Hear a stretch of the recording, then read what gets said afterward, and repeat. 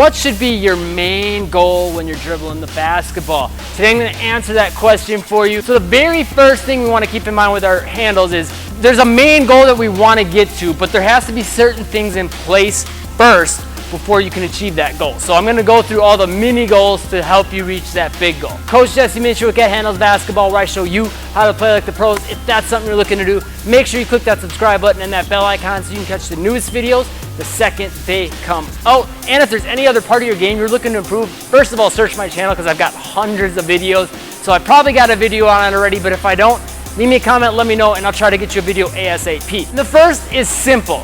It's to control and protect the basketball. So some things you want to keep in mind is having a high ball and hand time. So release the basketball low to the ground, catch it low to the ground, so you'll have better control over it. You can maneuver it better. It'll be easier to do all that stuff.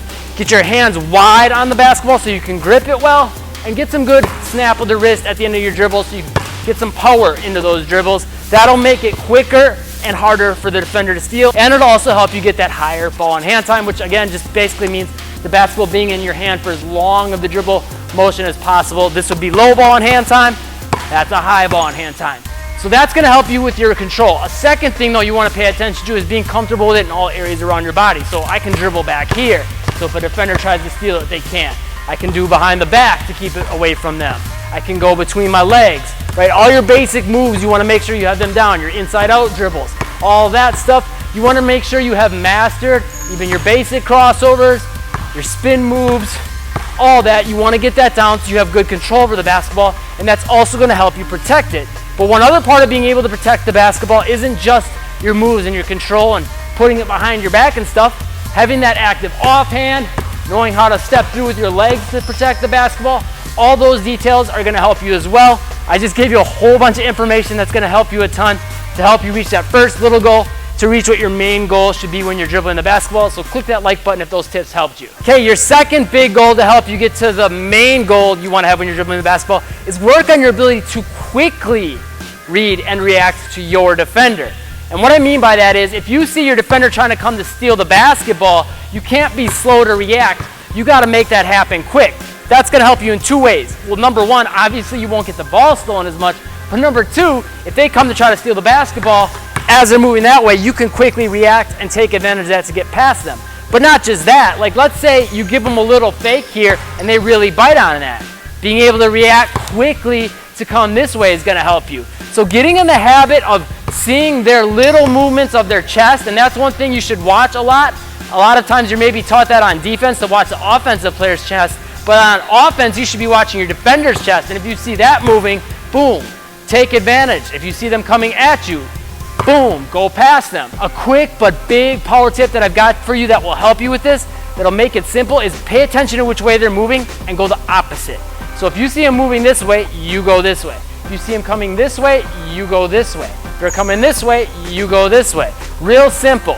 And all you have to do now is bring that in together with the last tip, which is having your ball control, right? And keeping in mind how to protect the basketball. If they're coming here and they're tight, well then you want to do it behind the back. If you got space to work with and they're moving this way, you could do a crossover. So just keeping that in mind, but being quick to react. Don't wait on it, because then it takes too long and they can get back in front of you. Because if your defender's trying to slide in front of you and you can catch them mid-step and you're already moving this way, you're going to beat them every time.